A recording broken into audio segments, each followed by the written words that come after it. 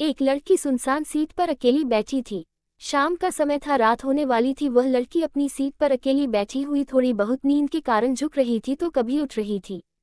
वह लड़की देखकर ऐसा मालूम हो रहा था कि उससे अकेला कोई सफ़र करने के लिए भेजा है, मतलब उसके साथ कोई भी और आने जाने वाले लोग नहीं है। इतने में वहां उस ट्रेन की बोगी में टीसी आ गया था टिकट चेक करने के लिए। जैसे ही टिकट चेक करने वालों को देखी वह लड़की अचानक घबरा गई और उसकी नींद थोड़ा भी टूट गई थी। वह लड़की जैसे ही बेटी को अपने पास आती देख रहे थे वैसे वैसे ही घबराना शुरू कर रही थी। मुझे देखकर यह मालूम हो रहा था कि उस लड़की के पास टिकट तो बिल्कुल भी नहीं होगा। इसी कारण से वह लड़की टिकट चेक करने वालों को देखकर ऐसे काम पर ही थी जैसे उसके पास टिकट हो ही ना हो।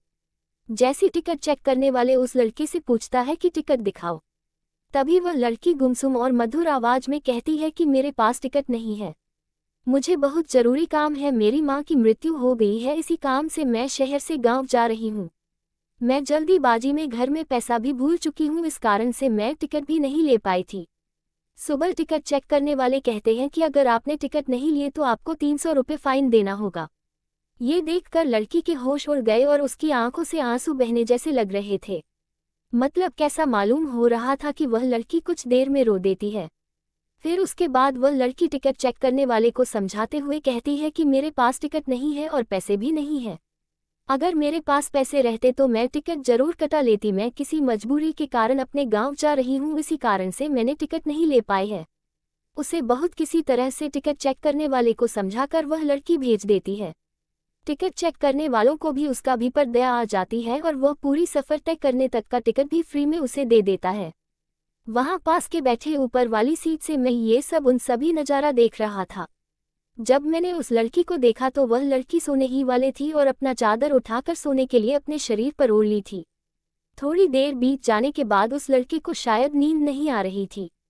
फिर मैंने नीचे उतरा वॉशरूम जाने के लिए तो उस लड़की से मैंने पूछ ही लिया था। मैंने उस लड़की से पूछा था कि क्या आपके पास बिल्कुल भी पैसे नहीं है।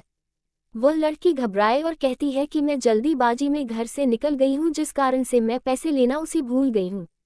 उसके बाद मैं उसे 500 रुपये अपनी जेब से निकाल कर उसे देने का प्रयास करता हूँ, लेकिन फिर भी वह लेने से मना करती है। मैंने उससे कहा कि मैं तुम्हें कोई एहसान नहीं कर रहा हूँ, मैं तुम्हें अपना एड्रेस बता रहा हूँ, तुम्हारा जब मन करे तब इन पैसों को भेज सकते हो, लेकिन अभी तुम्हारा पैसों का बहुत जरूरी है, इसके बिना तुम भूखे रहोगे और घर जाने के लिए टैक्सी इत्यादि का भाड़ा भी तो चाहिए।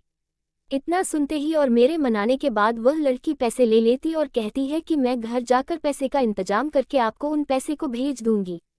उस बहुत लड़की सो जाती है। लड़की का सफ़र सुबह में 2 बजे पूरा हो जाती है और लड़की उस ट्रेन से उतर जाती है। उसके बाद जब मैं नींद से ज़्यादा तो देखा कि वह लड़की अपनी सीट पर उपलब्ध नहीं है। फिर मैंने उस लड़की को ज़्यादा याद नहीं किया और अपने काम से काम रखा और मैं सो गया था। घर पहुंचकर उस दिन बीत जाने के बाद करीब 1 साल बीत जाने के बाद मैंने जिस पते पर पैसे भेजने के लिए एड्रेस दिया था उस पर एक चिट्ठी आती है। वह चिट्ठी उसी लड़के के द्वारा भेजी गई थी, जिसमें लड़की चिट्ठी में लिखती है कि मेरी प्यारी हमसफ़र और मेरे अजनबी हमसफ़र, आपके ही कारण मेरा सफ़र सुहाना हुआ था। अब मैं आपका कर्ज उतारना चाहती हूँ, लेकिन पैसे भेजकर मैं आपका कर्ज नहीं उतार सकती हैं। ऐसे में मेरी ख्वाहिश है कि मैं आपसे एक बार मिलकर आपका शुक्रिया अदा करूं।